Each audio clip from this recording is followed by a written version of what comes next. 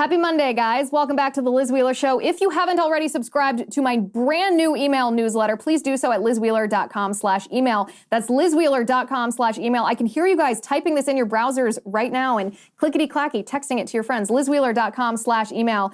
Okay, so we're going to talk about two things on the show today. We're going to talk about Megan Fox. Wait till you see this photo of her three sons. She has three elementary school-aged sons. Some of them look hardly older than toddlers. They're dressed as girls, and there are reports that she did this to them intentionally. She taught them and forced them to dress like girls even when they did not want to. We are also, of course, going to talk about the Trump indictment. There is one major legal flaw that decimates the entire Trump indictment. Special counsel Jack Smith unsealed this over the weekend, and nobody's talking about this legal flaw. Nobody that I've heard on cable news, nobody that I've heard in the podcast world, I haven't read this, nobody even on the right is talking about the one thing that causes the bottom to fall out of this indictment. I don't understand people on the right sometimes. It is right before our very eyes, and yet, what are we looking at?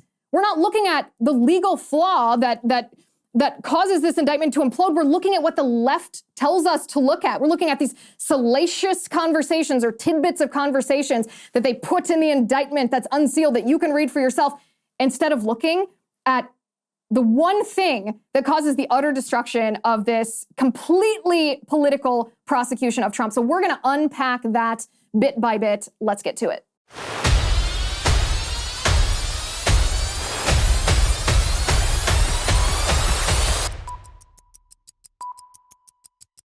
All right, guys, first we're going to talk about candy, specifically Goods candies. I walked into my kitchen this weekend, and it wasn't just my husband eating Goods candies. It was all around my island in the kitchen. It was my husband, my father-in-law, and my mother-in-law, and they were all just chowing back on these Goods candies. I love to see it. I was like, tell me which one's your favorite so I can tell everybody on the show which one you like the best.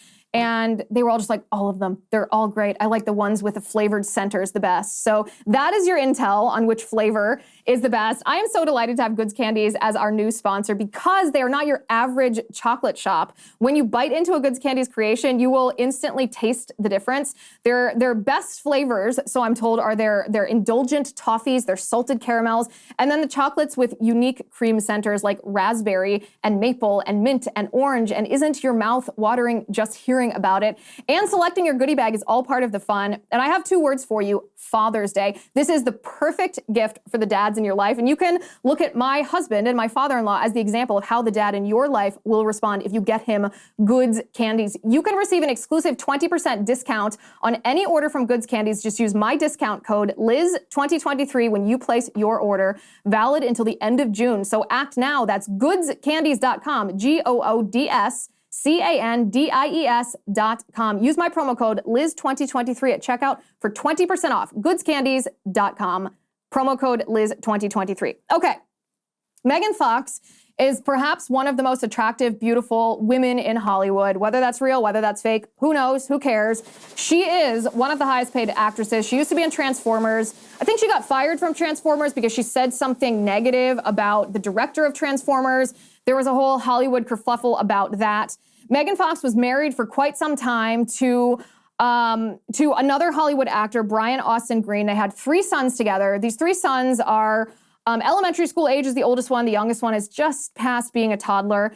And this photo, I want to show this photo. This photo surfaced of Megan Fox and her three sons. And I think a lot of people on the internet, myself included, found this picture to be kind of jarring.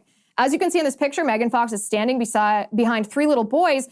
But if you didn't know they were little boys, you might not realize or recognize that these were in fact boys. The one on the left is wearing a pink shirt that said "Strong Girls." He's wearing a choker necklace. He has a girl's haircut. He has bangs in the front and long hair, short shorts. He's dressed exactly like a girl. I mean, he's starting to get old enough that he looks a little more masculine. The middle child, the smallest one, also has hair down past his collarbones, parted in the middle.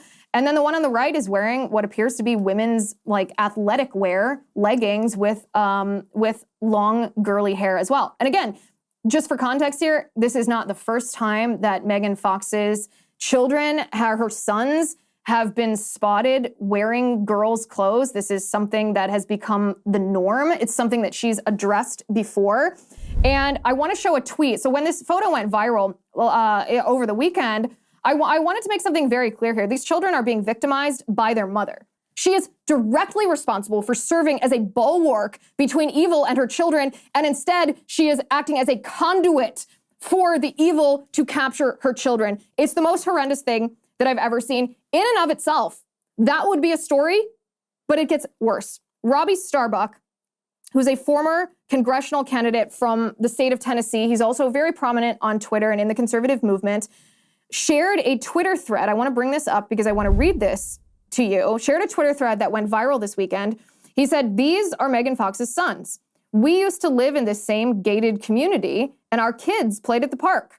I saw two of them have a full-on," and he's talking about Megan Fox's kids, two of Megan Fox's kids, her sons, have a full-on breakdown saying they were forced by their mom to wear girls' clothes as their nanny tried to console them. It's pure child abuse," Robbie Starbuck said. "Pray for them." Now, this Twitter thread, that particular tweet, has been viewed on Twitter nearly 10 million times, and he posted a second tweet attached as a thread to add more context. He said, "More context. This was around 5 years ago, so they were younger than they are in this picture. There were other witnesses, there was another witness, plus the nanny when the boys did this. It started with one, and then the other chimed in. The third child was not involved. We knew California wouldn't do anything about it because the state celebrates this stuff and she's famous. Weirder wrinkle to this," Robbie Starbuck says, "I worked with Megan once on a small shoot about a year or so before she moved into our community, and she was very nice to me. So I was shocked when this happened later on. Just a very weird situation, but clearly those boys weren't happy. I never said anything publicly because they were so young and I thought it would stop because they were vocally expressing their desire to wear quote unquote boy clothes. We moved to Tennessee shortly after, and I saw this photo of the boys going around online this week. Really sad it didn't stop back then, and wish there was more we could have done back then, but there really wasn't anything we could do in California." Then he posts this third tweet and says, "And to the community note someone tried to write, saying only one of her kids has worn girls' clothing. That's not true. See below." And this is the photograph of her children when they were younger, her children being her sons, both wearing girls' clothes. Now, of course, they all three have extremely long hair that typically only girls have hair that long, especially at that age. Now, Megan Fox responded to Robbie Starbuck's viral Twitter thread, and let me bring up her response.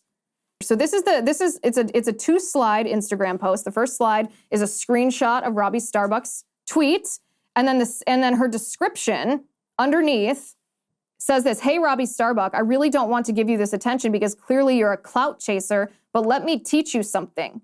Irregardless," she said, it's not a word, Megan, "irregardless of how desperate you may become at any given time to acquire wealth, power, success, or fame, never use children as leverage or social currency, especially under erroneous pretense. Exploiting my children's gender identity to gain attention in your political campaign has put you on the wrong side of the universe." She said, "I have been burned at the stake by insecure, narcissistic, impotent little men like you many times, and yet I'm still here. You effed with the wrong witch."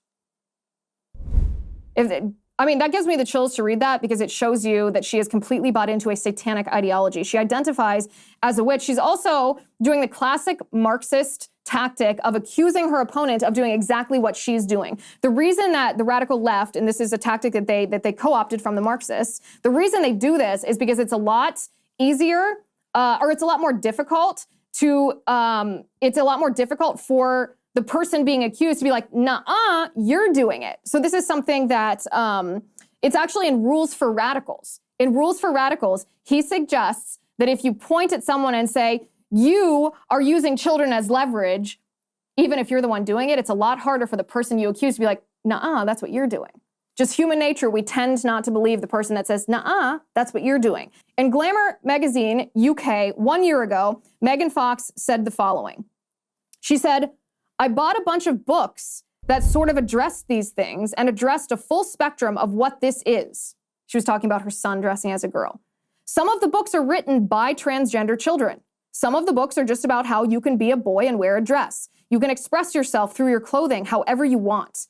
And that doesn't even have anything to do with your sexuality. So from the time they were very young, I've incorporated those things into their daily lives so that nobody feels like they're weird or strange or different."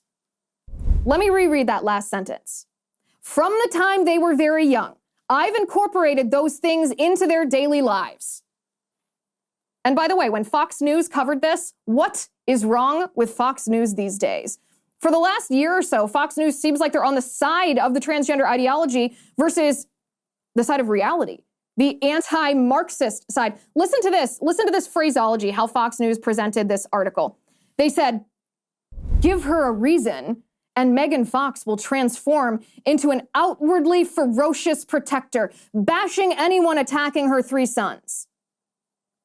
The Transformers actress, Fox says, and current Sports Illustrated swimsuit cover model took to Instagram to eviscerate Robbie Starbuck, a former Republican candidate for Congress in Nashville, Tennessee, after he claimed the actress, quote unquote, forced her sons to wear dresses. This is like something you'd read on the Daily Dot. This is like something that you'd hear on MSNBC. This is like something you'd hear from Jeffrey Marsh on TikTok. And yet it's coming from Fox News. Are you kidding? Let's talk about the Trump indictment. First, we're going to talk about upside. Every year, we all pledge to save more and to spend less of our money. But let me ask you, how are you supposed to save when you're paying inflated prices for everyday essentials like gas and for groceries? You can't just cut back those purchases, cut them out of your budget. That's not how life works.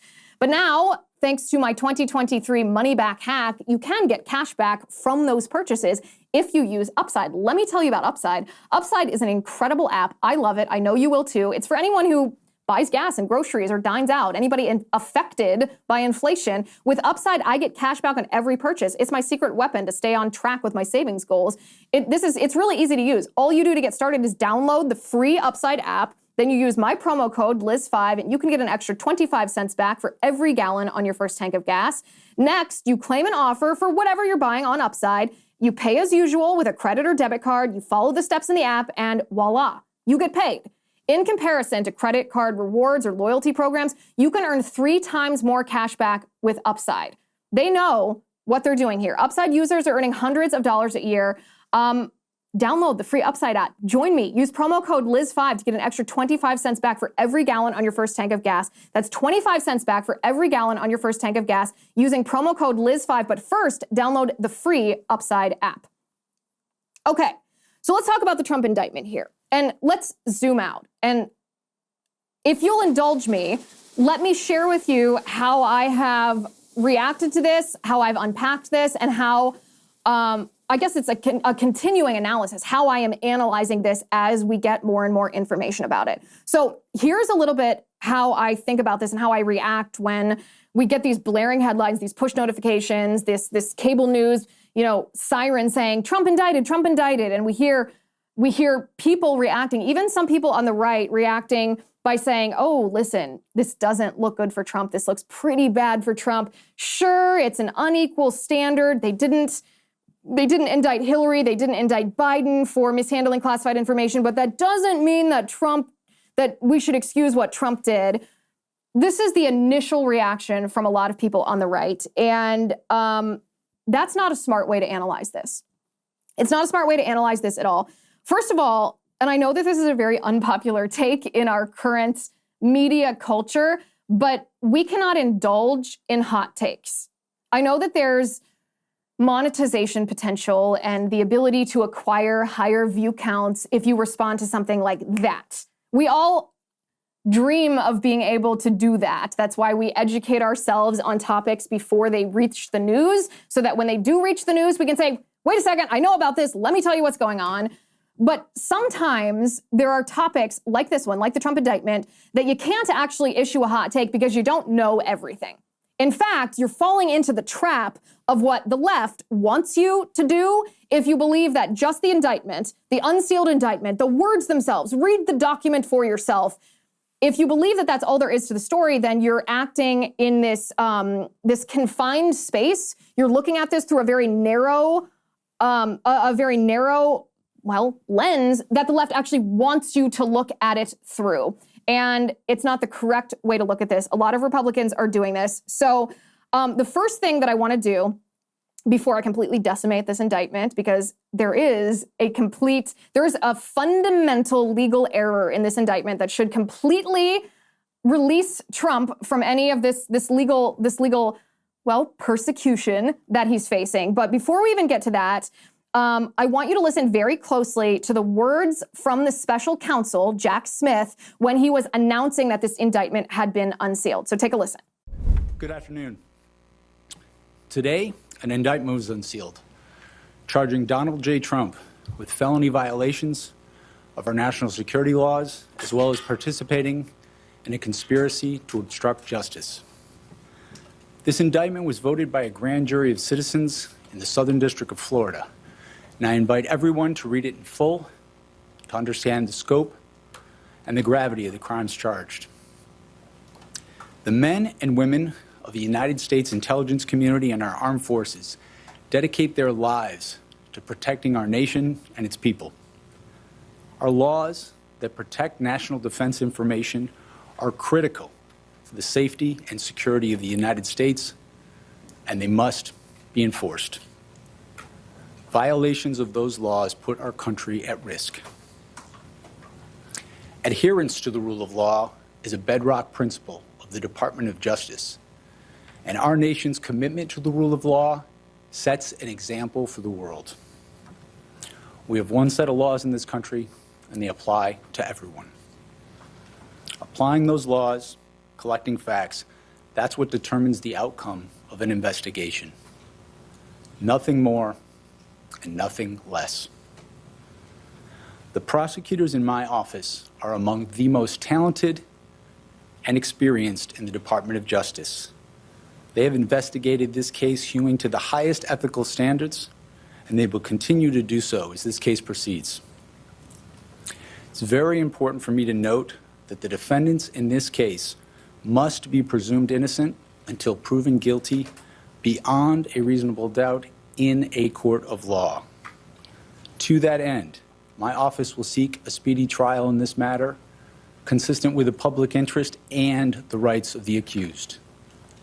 We very much look forward to presenting our case to a jury of citizens in the Southern District of Florida. Okay, do you guys remember the invisible gorilla test?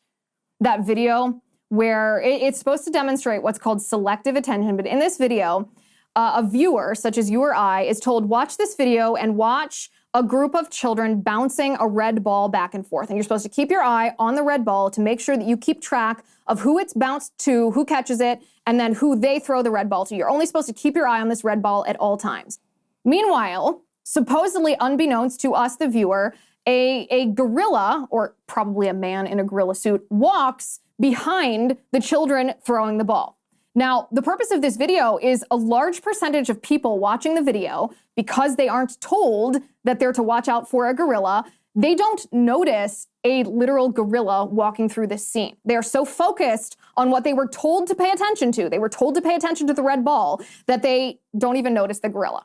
I confess to you that when I first tried this video, when this first came to my attention, maybe like 5-6 years ago, I did not notice the gorilla for probably over half of the video. The first half of the video, I suspected there was some trick to this video, that we weren't just supposed to watch it because people were passing it around and it was supposed to be like, oh, look at this, follow the red ball, snicker, snicker. But it took me a while to notice the gorilla. Maybe you were the same. If so, we're the norm. This is very typical of the human brain. It's called selective attention. When we are told to look at something, we don't always see what's happening in the periphery. That is exactly what Jack Smith is trying to do with the way that he framed this announcement. What did he tell us? His call to action to us, what he was directing us to do, was just to read the indictment in full.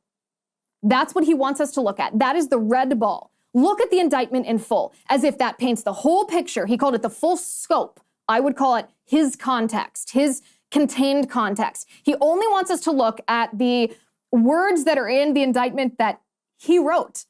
He's the one accusing Trump of being guilty, but he only wants us to look at what he wrote in this indictment, and he wants us to ignore the 300-pound gorilla that's walking by us. So that being said, let's take a step back. Let's not just look at the red ball, and let's look at what Jack Smith doesn't want us to see. Because remember, over the past 8 years since President Trump announced that he was first running for president, he has faced allegation after allegation after allegation. Some of them are more social allegations regarding his past sexual exploits. Some of them are related to his business. Some of them were related to his conduct as a candidate, not his conduct, but related to his candidacy or related to, it turned out to be false allegations about things that he did as president. But time and time again, any of the allegations that were levied at Trump by the left, even legal allegations, inevitably collapsed under the scrutiny of giving it a couple of days and giving the informational context time to populate.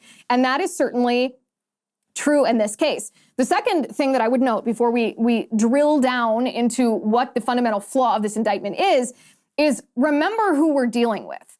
Special counsel Jack Smith was appointed by the Department of Justice. The Department of Justice was the instigator in every single legal attack against Donald Trump. So when you're reading this indictment, you shouldn't look at it and give it the benefit of the doubt. You should say, who am I giving the benefit of the doubt to?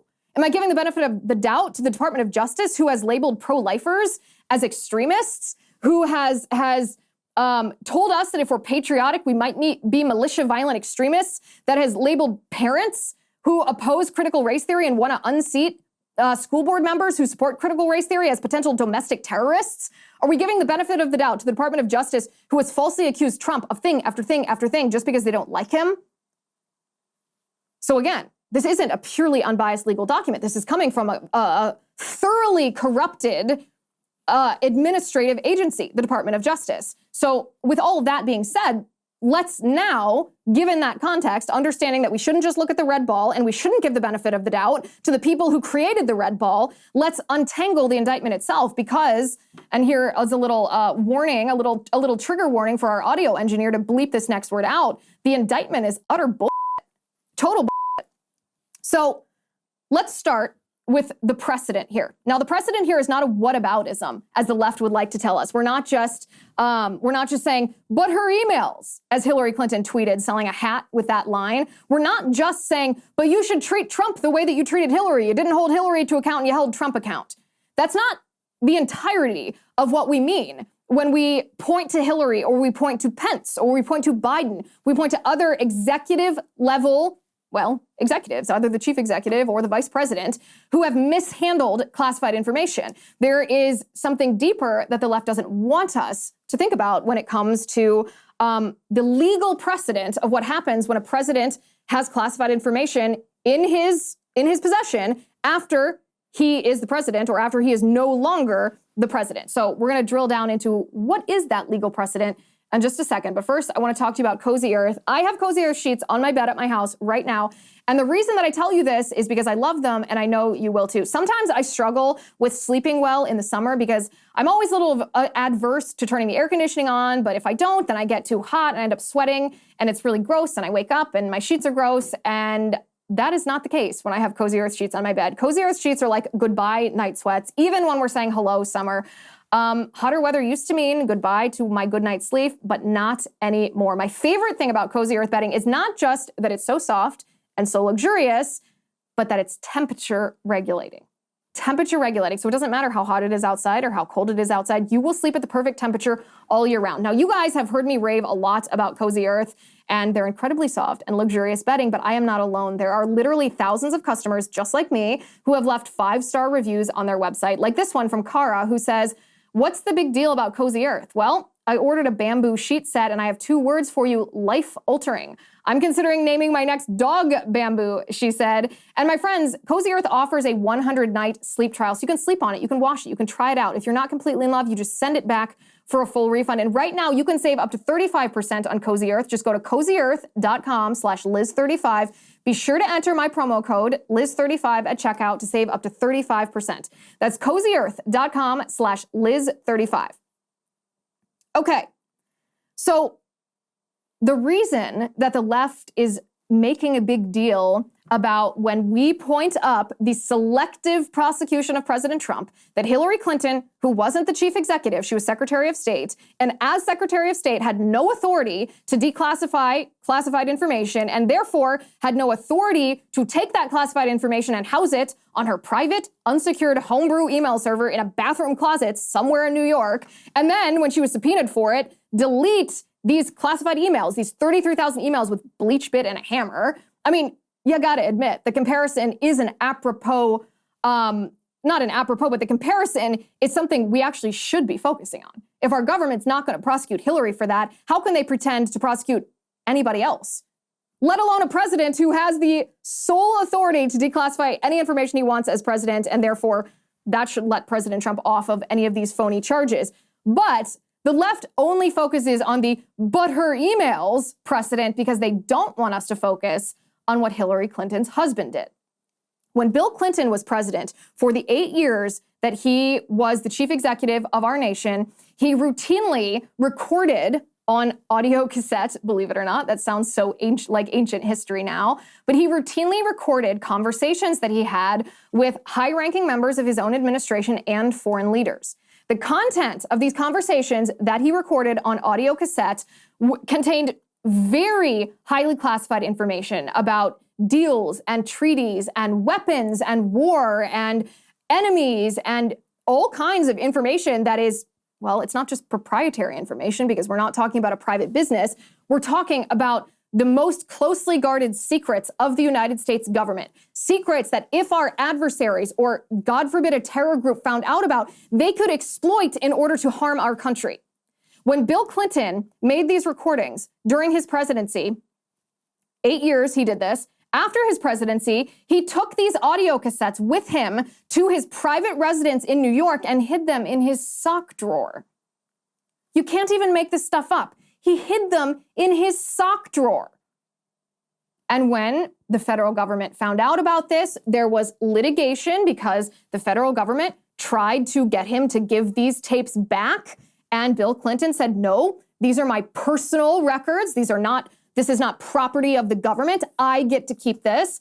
And in the course of this litigation, a judge ruled that Bill Clinton was in fact allowed to keep these audio cassettes, even though they contained highly classified information, because the judge ruled that they were in fact his personal property. And the reason the judge ruled that these were in fact his personal property was because the judge said, under the Presidential Records Act, which governs how former presidents handle documents or memorabilia or communications or notes or speeches or anything that had to do with their presidency, under the Presidential Records Act, a president is the sole arbiter in determining whether a record is government property or whether a record is his personal property. It's funny, isn't it? That over the course of, 6 months since the FBI raided Trump's private residence at Mar-a-Lago and told us that the justification for this was the National Archives demanding property back that the National Archives determined belonged to the government, that nobody mentioned that under the Presidential Records Act, the president who's in office determines what is his personal property and what is the government's property. That makes not just a small difference in this dispute, that makes all the difference in the world when it comes to this dispute. Because President Trump is being charged by Jack Smith under the Espionage Act. It's funny, all of a sudden, the National Archives was talking about the Presidential Records Act, but all of a sudden these charges are under the Espionage Act, and you have to say, okay, well, how is it determined which piece, which statute, which piece of legislation, which of these laws pertains to President Trump's retention of certain documents, or the National Archives claim that the documents that President Trump retained are in fact the government's documents? So former Assistant Attorney General Jeff Clark, let me read you this. He has been explaining the legality of this. And I warned you before, this is pretty nitty-gritty. This is pretty nerdy legal stuff. And this is exactly what the left is counting on us not delving into because it's really nitty-gritty, because it's really nerdy. Which statute is the one that applies, the Espionage Act or the Presidential Records Act? And they're hoping people are like, what are you even talking about? President Trump was handling nuclear secrets is all special counsel Jack Smith wants us to think about. Let's throw him in jail. And unfortunately, even some Republicans are falling for this based on the narrative that was crafted by this special counsel, whose wife, by the way, donated to Biden and produced a Michelle Obama documentary. So this guy is not exactly your neutral arbiter of justice. When he put together this prosecution, think of it like a media presentation. Think of it like Rachel Maddow's show, how she crafts her monologue. She crafts her monologue in a way that she hopes will make you think what she wants you to think. It's an entertainment, adrenaline-based presentation. Just like when the January 6th committee had their first primetime presentation, who did they hire to structure that? They hired a former corporate media high-level producer to help them put on the show of the thing. This is how you should view Jack Smith's indictment.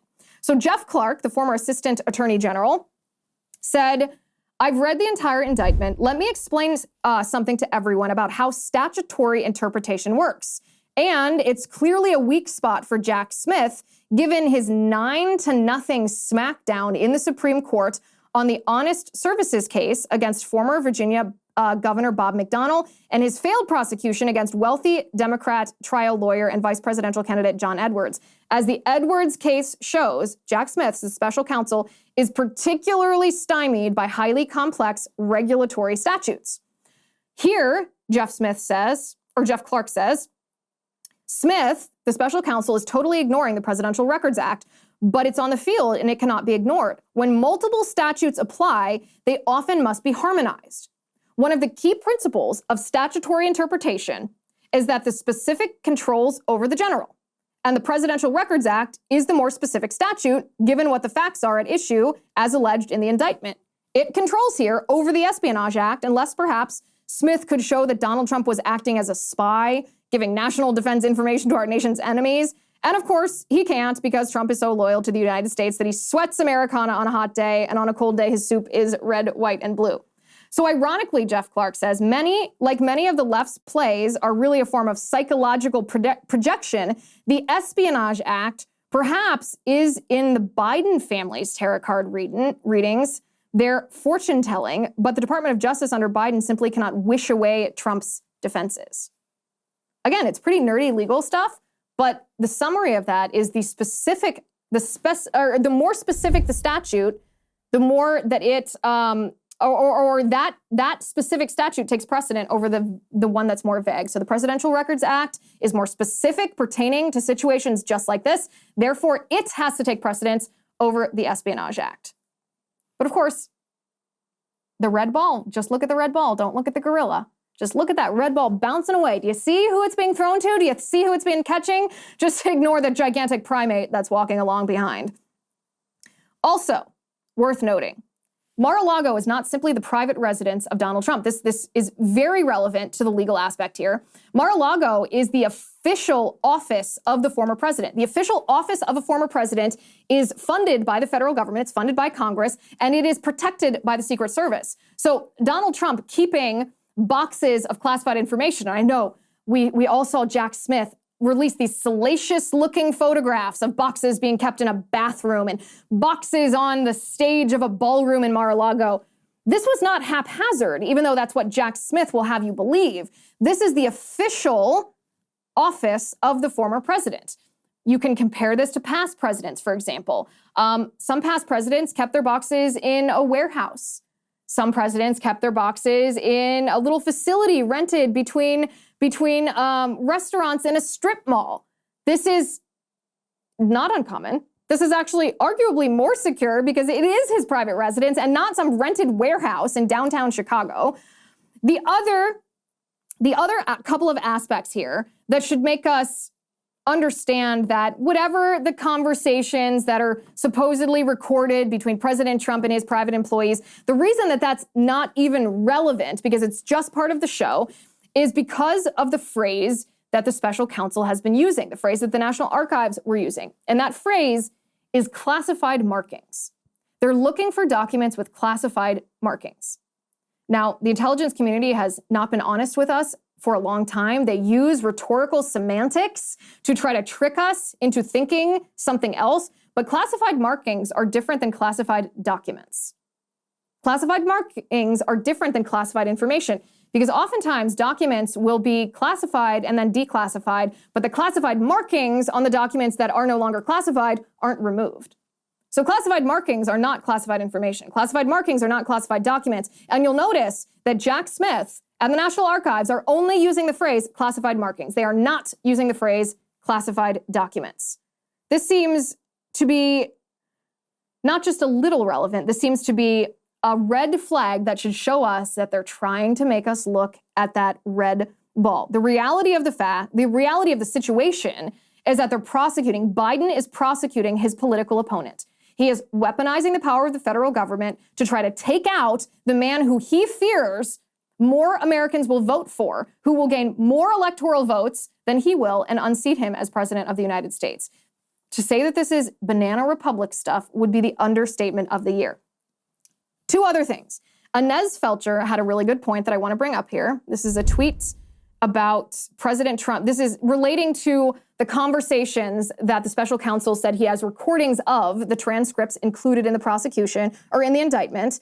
And Inez says, listen, President Trump's reaction can be explained as follows.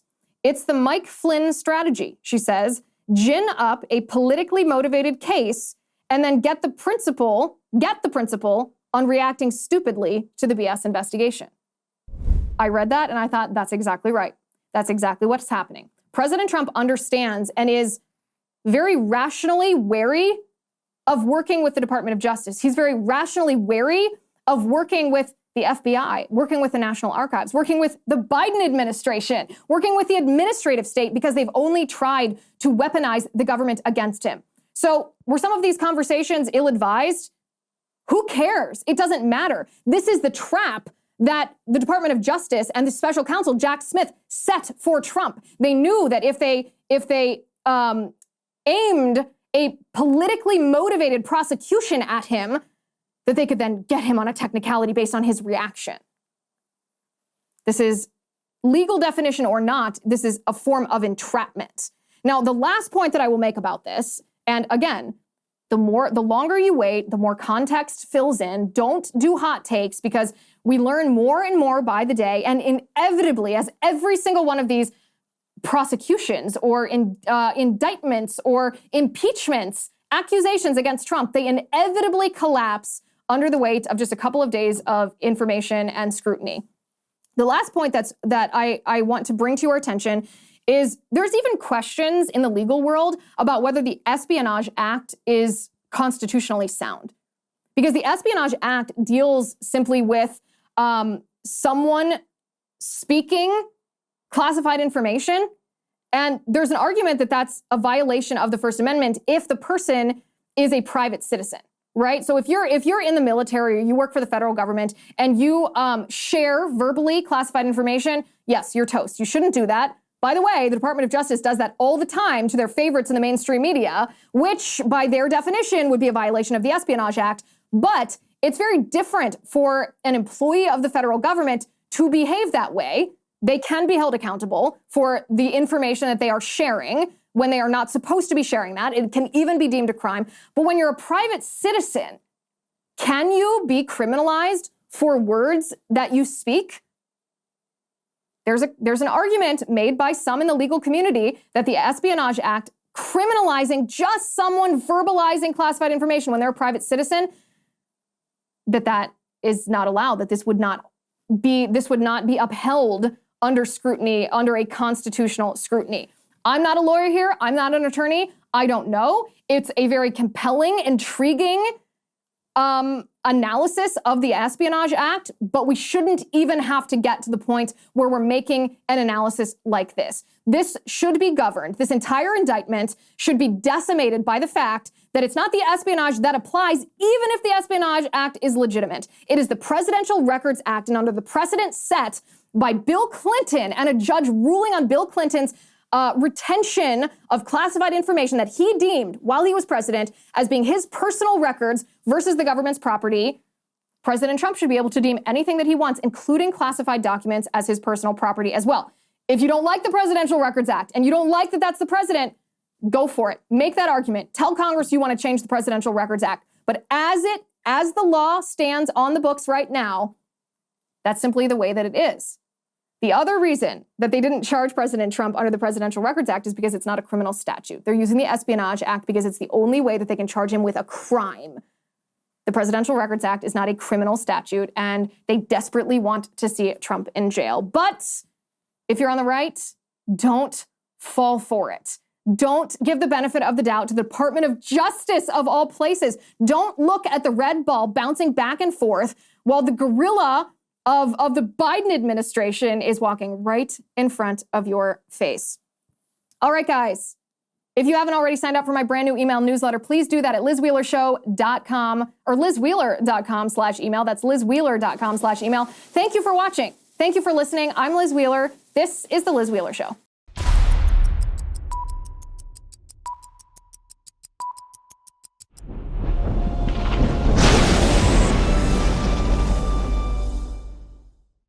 If you haven't already, give this video a thumbs up, hit the subscribe button below, and ring the bell to make sure you never miss a video.